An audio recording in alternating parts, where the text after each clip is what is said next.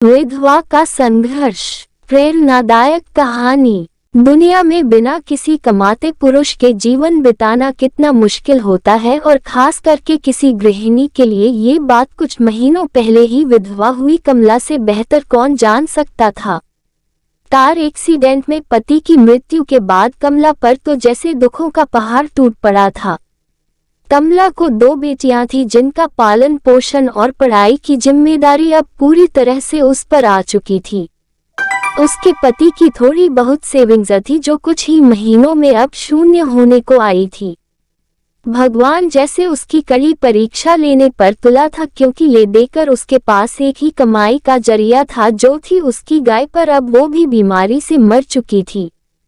कमला को दिन रात बस यही चिंता सताने लगी कि अब आगे का गुजारा कैसे होगा, कैसे मैं अपने दोनों बच्चियों को खाना खिला पाऊंगी और कैसे उनको कपड़े लत्ते दिला पाऊंगी या स्कूल भेज पाऊंगी।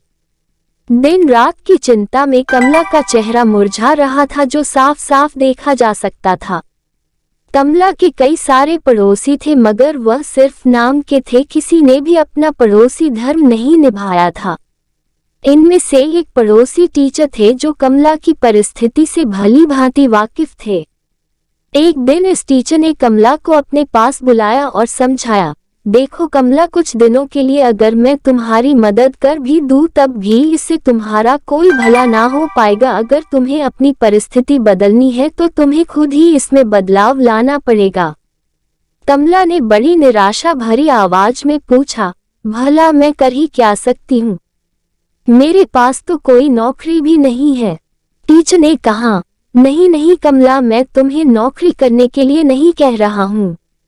मैं जानता हूँ कि तुम कढ़ाई बुनाई का काम बहुत अच्छा करती हो, बस इस काम में अपना मन लगा दो, जितना ज्यादा कर पाओगी उतना ये काम करो। इसके अलावा तुम बाकी फालतू के खर्चे जैसे कि चाय का खर्चा कम कर दो।